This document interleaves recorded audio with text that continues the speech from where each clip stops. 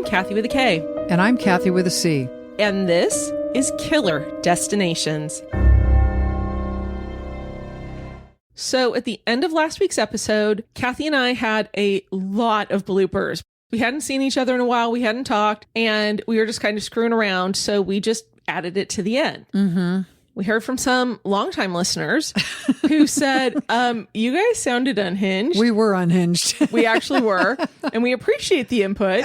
But just wanted to remind you guys, and we had said this a few weeks ago, that if we have stories that don't make it into the episode or bloopers, we're just going to add it to the end. Yes. So that you guys can laugh along with us. Yeah. So after the music, we'll have it. It's not going to be every single time. That's too much pressure. And it's not always going to be funny, right, even though we think it is. Exactly.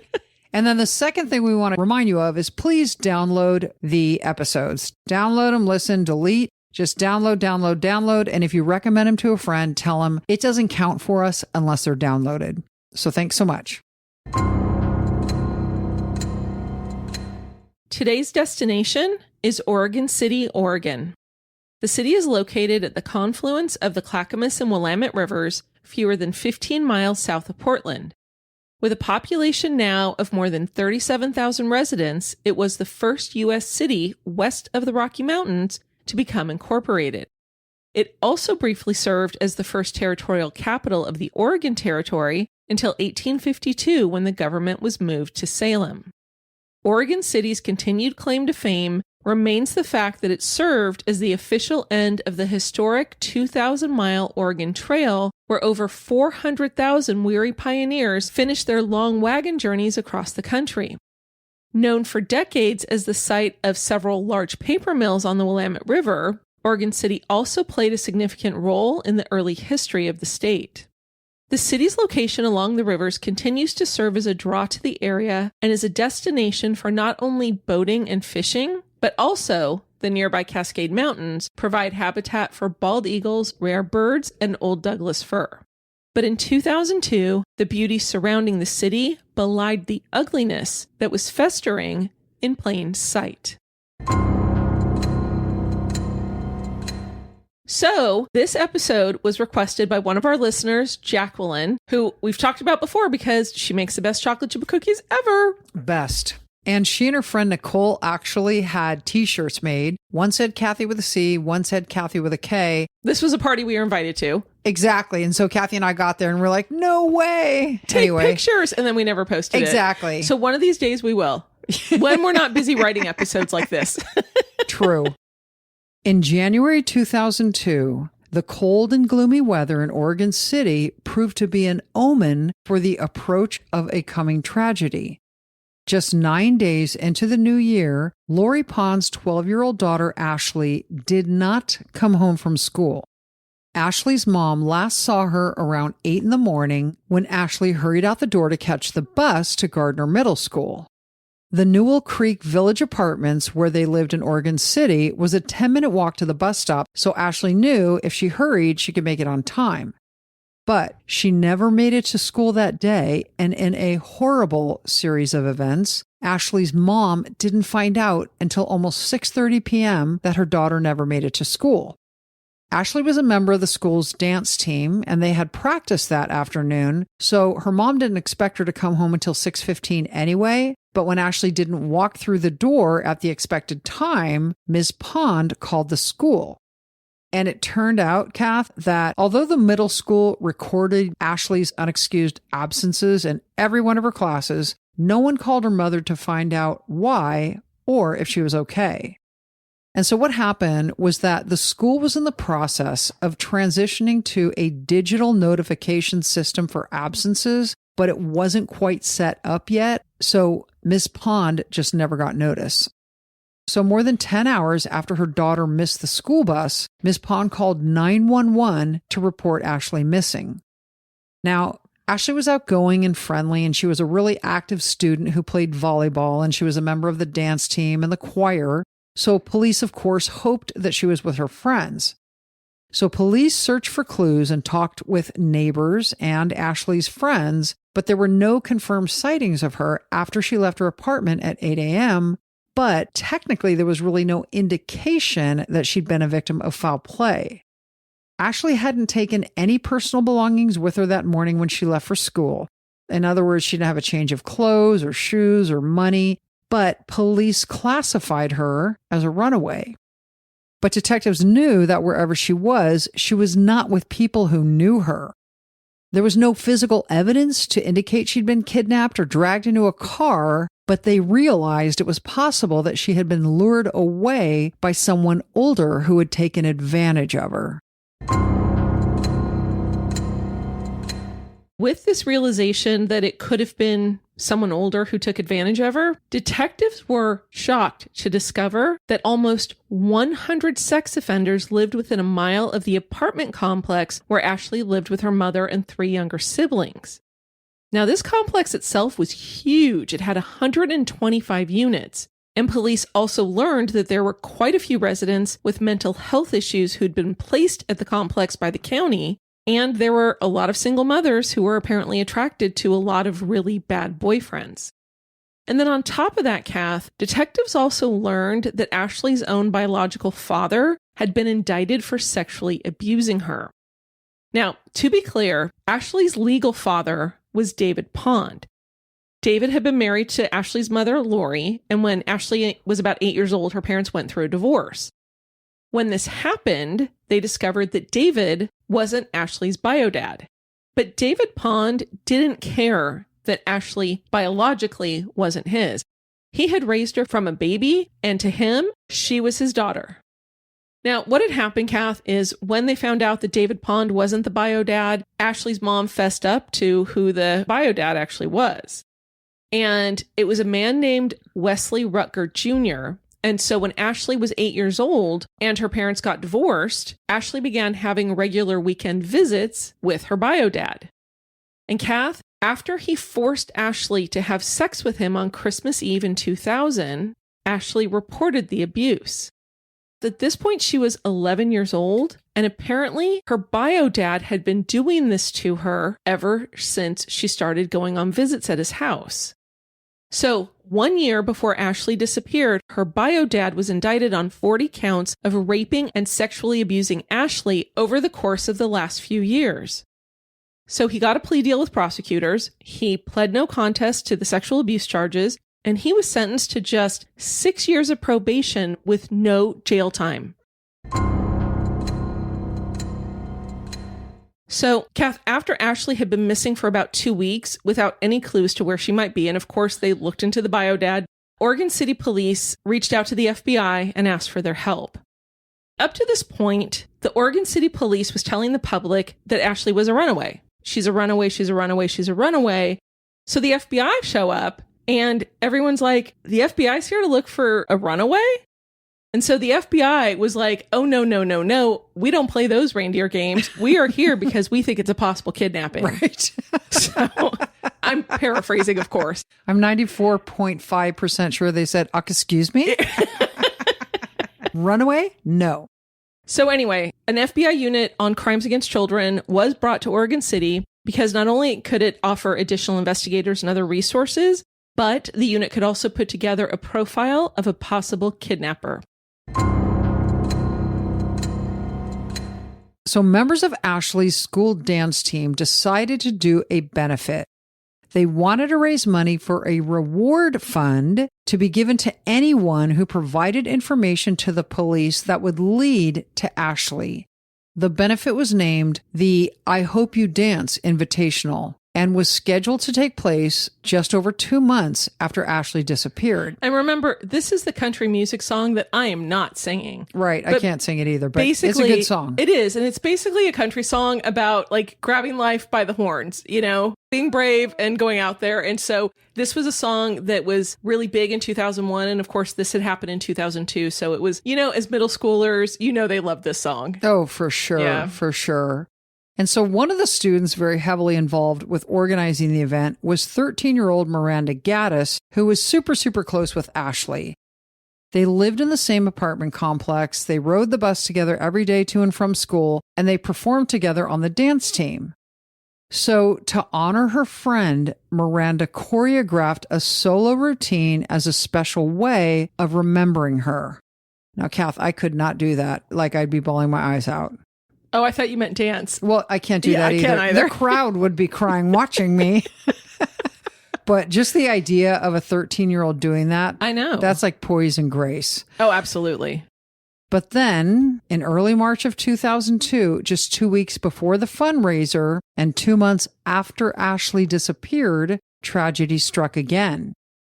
Detectives still had not found any sign of Ashley, but now another teen girl vanished. It was Miranda Gaddis, her friend who choreographed the dance, and she disappeared the exact same way Ashley did. She left her apartment at 8 a.m. to go to school, and she took the same route to the school bus. Because remember, they lived in the same complex. Exactly, and she disappeared. So imagine the wave of panic that no doubt rippled through the city, and especially this apartment complex. Residents were asking themselves whose little girl might be next. And so, Kath, this breaks my heart. The benefit that was planned for Ashley now has to serve Ashley and Miranda. And the dance that Miranda was going to do for her friend Ashley, Miranda's 14-year-old sister, performed the routine in honor of both girls.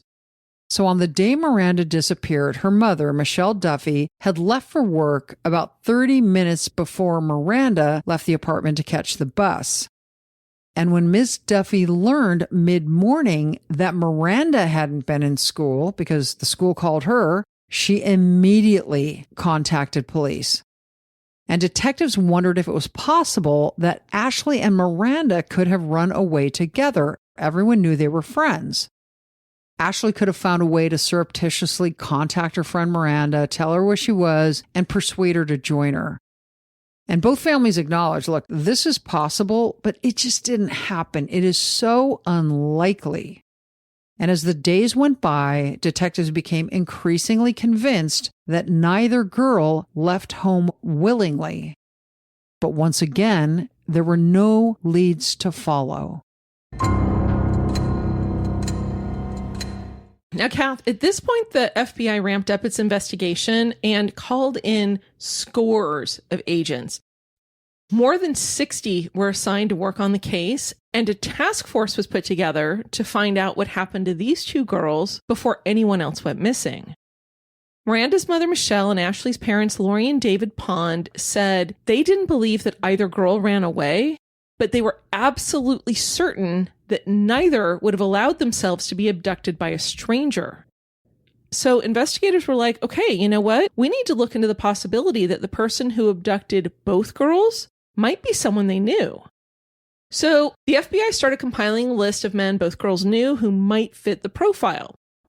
Now, like Ashley's bio father, Miranda's father also had a conviction for abusing two minor girls, however, not Miranda. So he was included, along with a former neighbor who'd had a restraining order taken out by an ex-girlfriend, and a man named Ward Weaver III, whose house was right next to the apartment complex.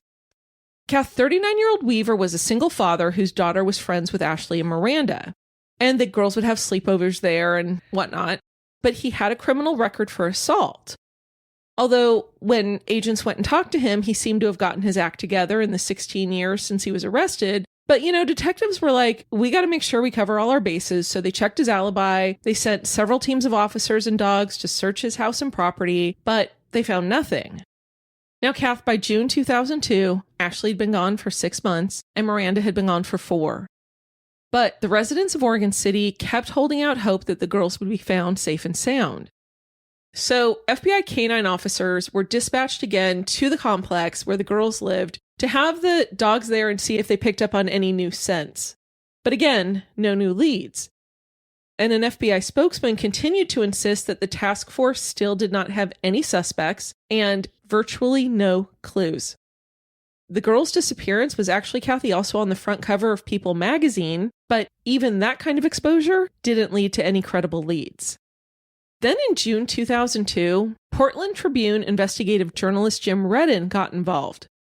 He started looking more deeply into Ashley and Miranda's disappearances when he got a tip from an unknown source about Miranda's mother, Michelle Duffy.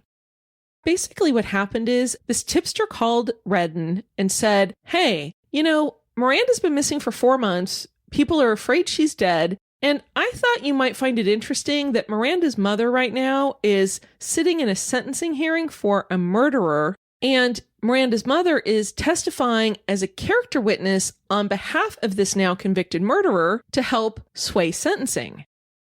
The journalist was like, okay, that's weird. I got to find out more about this, right? Investigative journalist that he is. He's like, why would Miranda's mom take the time and energy to do this when she's got a daughter who's missing and presumed dead?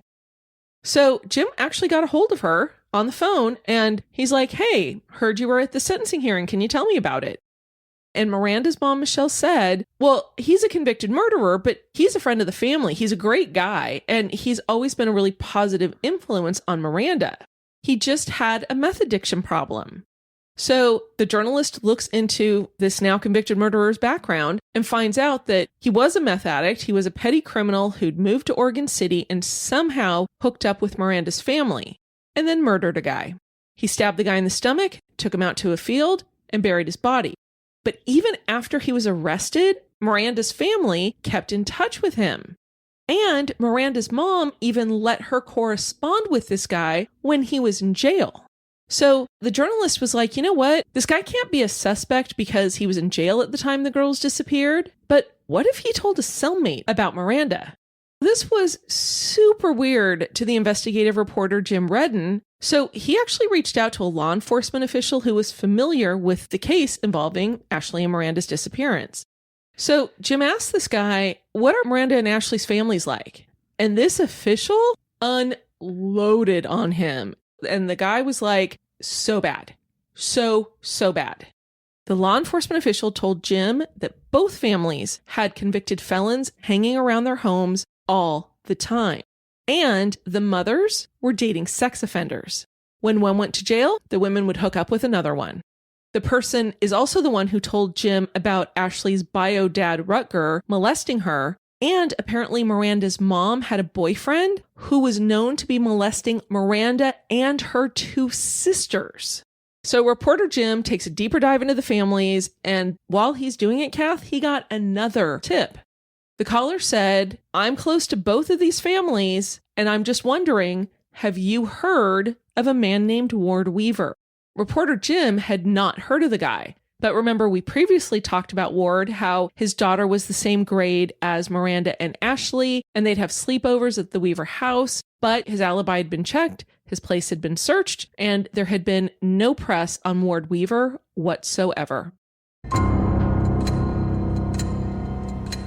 So in late June of 2002, reporter Jim decided to do an impromptu interview with Ward Weaver III.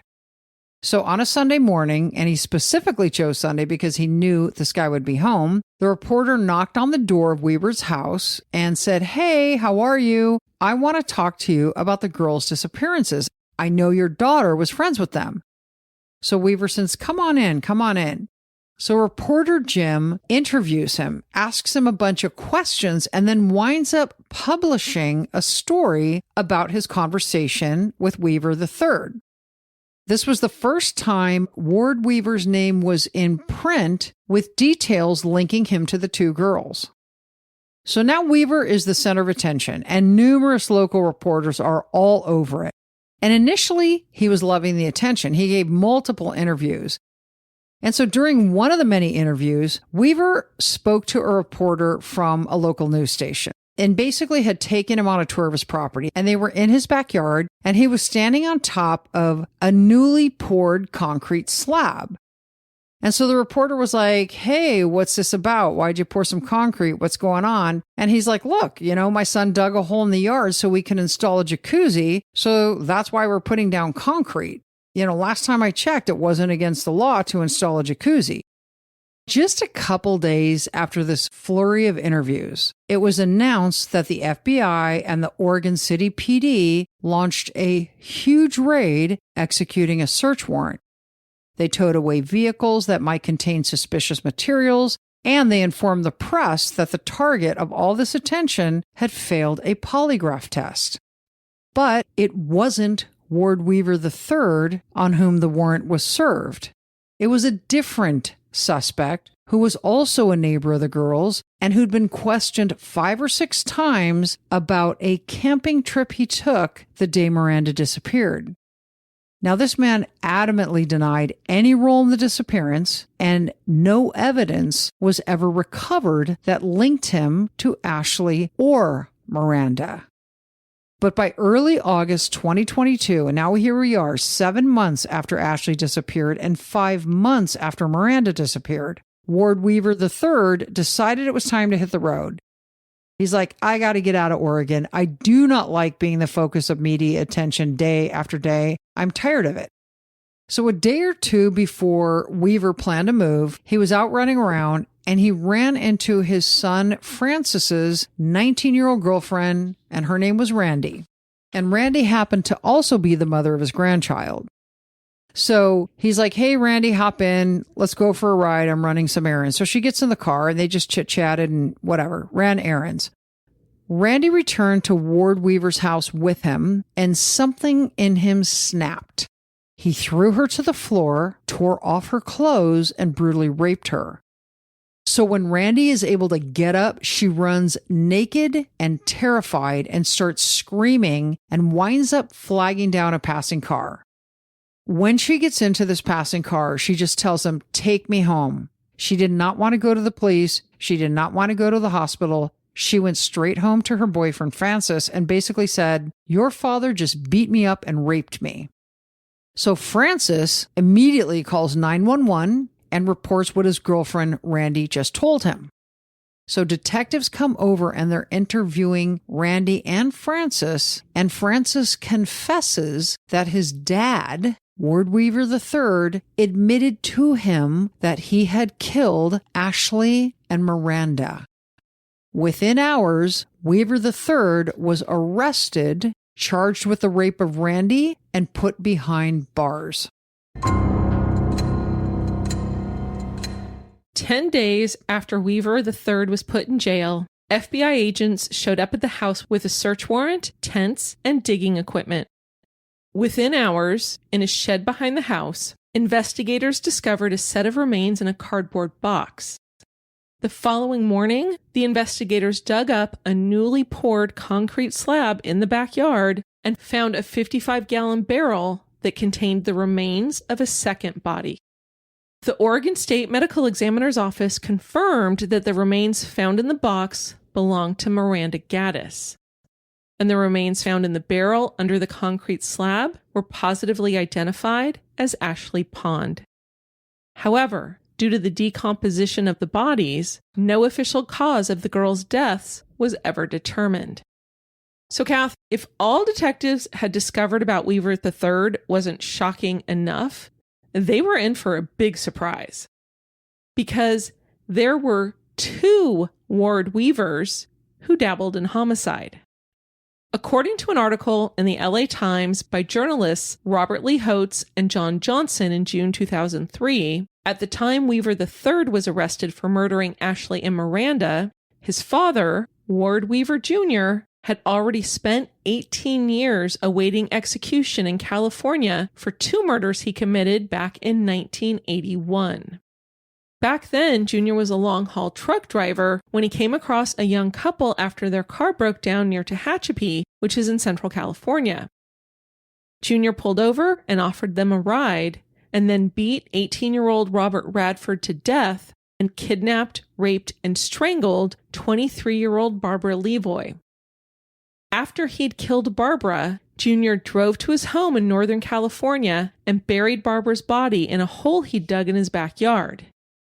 He then covered the hole with a concrete slab.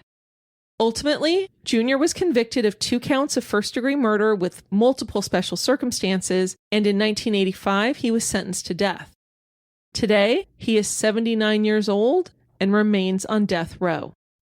So, Weaver III, the son of the death row inmate, remained under arrest for the attempted rape of his son's girlfriend, Randy, and then he was indicted for the murders of Ashley and Miranda, along with 15 additional charges. And Kath, remember we talked about abuse, that type of thing. All of that was included in it. And kidnapping and... Right. Yeah.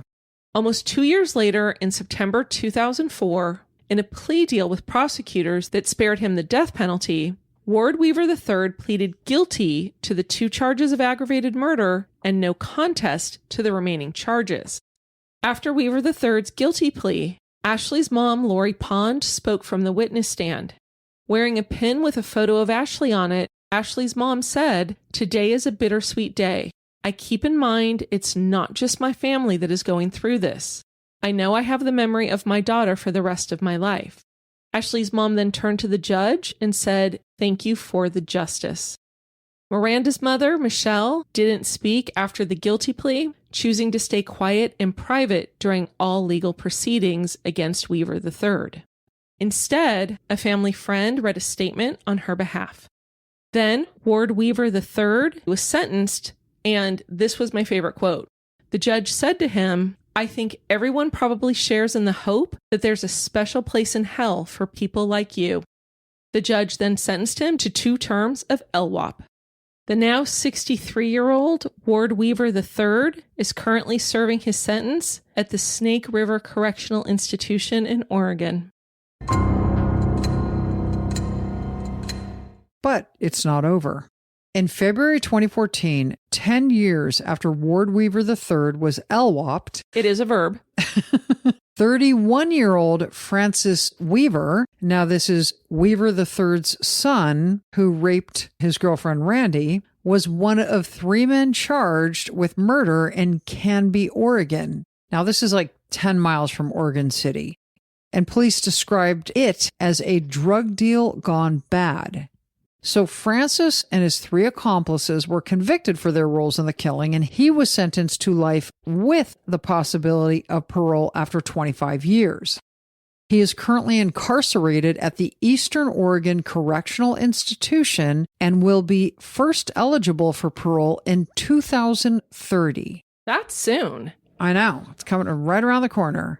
So a lot of the press pointed out that the Weaver family had 3 generations of killers, which of course invited a lot of discussion on the role that biology may play in antisocial behavior. However, it turned out Francis's mother pulled the pin out of a grenade and dropped it in the middle of the argument. A very apt description. So when Frances was convicted, she revealed that Ward III and Frances were not blood related. And by the way, this was information unbeknownst to them.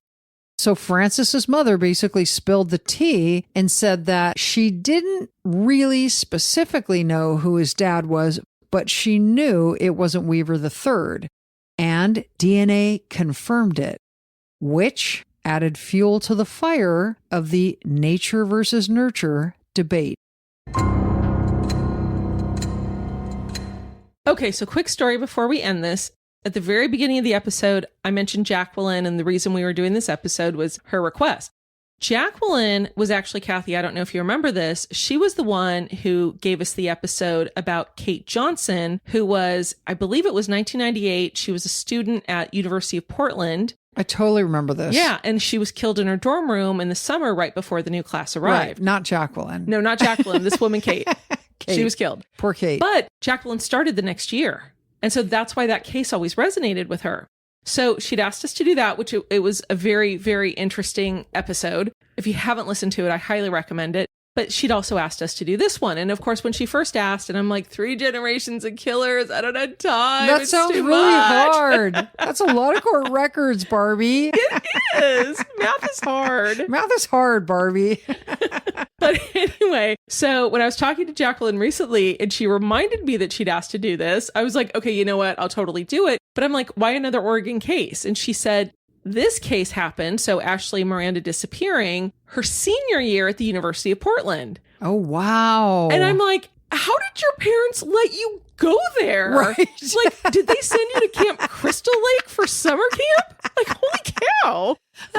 Camp Crystal Lake. What was that? Friday the 13th? Yes, Halloween? it was. Friday the 13th. Okay. And as you may recall, because I've also told the story, when I was in Maine at a camp, one of the boys' camps was actually Camp Crystal Lake. Oh, seriously? And so all the counselors were so excited to take our little girls at our camp to the boys' camp for dances. Right.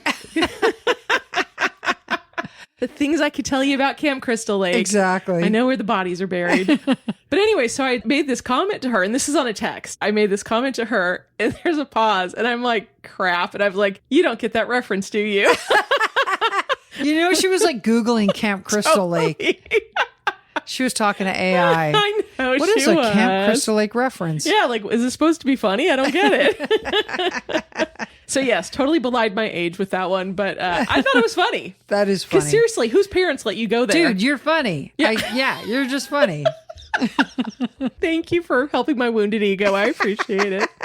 So that's all. But again, I don't know if I actually said it in the beginning, but I'm going to repeat it. One of the many reasons we love Jacqueline is that she makes the best chocolate chip cookies in the world. Don't tell Kathy's daughter. Delectable. Deliciosa. Magnifica. I don't know. Mwah.